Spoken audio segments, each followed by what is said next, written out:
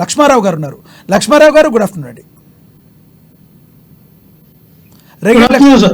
Sir చెప్పండి, ముందుగా రాయపాటి అరుణ మీ అధికార ప్రతినిధి, మీ కో అధికార ప్రతినిధి రాయపాటి అరుణ గారి మీద దాడి జరిగింది, అసలు ఎందుకు జరిగింది, ఎలా జరిగిందో చెప్తారు సార్? రాయపాటి అరుణ గారు ఏదో కారులో వెళ్తుండగా తెలియని దుండగులు, అంటే వాళ్ళకి తెలిసిన కావాలని చేసినటువంటి ఇది తెలుస్తా ఉంది.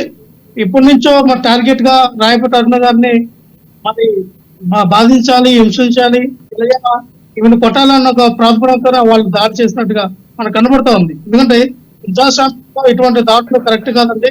ఏ పార్టీ మీదైనా ఎవరి మీదైనా సరే ఇటువంటి దాడులను మేము తీవ్రంగా ఖండిస్తూ ఉన్నాం. ఎందుకంటే ప్రశ్నించే హక్కు మాకు డాక్టర్ బిఆర్ అంబేద్కర్ గారు ఇచ్చిన ఆ రాజ్యాంగ బద్ధంగా వచ్చినటువంటి హక్కులు ప్రశ్నిస్తాం. మీరు అధికారం ఉన్నారు, మీరు సమాధానం చెప్పాలి. మనకు 4 రోజుల్లో ఎలక్షన్లు అవుతా ఉన్నాయి. ఇప్పుడు దాడులకు ప్రతిదాడులు చేయడం ప్రతి విచిత్రమైన కాదండి. కానీ ఎవరైతే ప్రశ్నిస్తా ఉన్నారో, ఎవరైతే ఒక పార్టీ రిప్రజెంటేటివ్ గా ఉండి టీవీలో మాట్లాడి బలమైన గొంతుగా మాట్లాడినటువంటి రాయపాటి అరుణ గారిని ఈ విధంగా దాడి చేయడం కరెక్ట్ కాదండి. రాజకీయంగా ఎదుర్కోవాలి. ఏదైనా మీ కమాండర్ చీఫ్ వరకు వెళ్ళిందా అండి అది? జనసేన అధినేత పవన్ కళ్యాణ్ గారి వరకు వెళ్ళిందా? మరి ఆయన ఎప్పుడు రియాక్ట్ అవబోతున్నారు ఏంటి?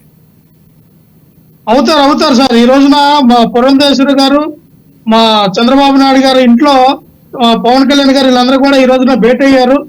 ఏదైతే మన పొత్తుల విషయంలో, సీట్లు సర్దుబాటు విషయంలో కూడా మాట్లాడుతూ ఉన్నారు. ఈ విషయాన్ని ఆ రాయపాటి అరుణపై జరిగినటువంటి దాడిని ఆవిడ మా మీడియా హెడ్ హరిప్రసాద్ గారికి చెప్పడం జరిగింది.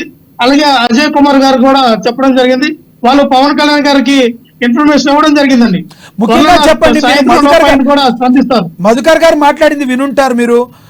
ముఖ్యంగా పవన్ కళ్యాణ్ గారు కానీ, లేదంటే అదేవిధంగా చంద్రబాబు నాయుడు గారు కానీ పొత్తులు పెట్టుకునేది కేవలం జగన్మోహన్ రెడ్డిని చూసి భయపడే, మేము ఒక్క సైడ్ సింగిల్గా ఉన్నాము, ఇంతమంది మీరు కలిసి వచ్చి నా మీదకి వస్తున్నారు, నిజంగా ఇంతమంది మీరు రావాల్సిన అవసరం లేదు, నేను ఒక్కడనే వస్తున్నానని చెప్తున్నారు జగన్మోహన్. నిజంగా మీరు అందరూ కలవాల్సిన అవసరం అసలు ఏంటి? జగన్మోహన్ రెడ్డి గారిని సింగిల్గా ఎదుర్కొనే దమ్ము మీకు లేదా? శ్రీరాముడు కూడా సింగిల్ గా యుద్ధం చేయలేడు అండి.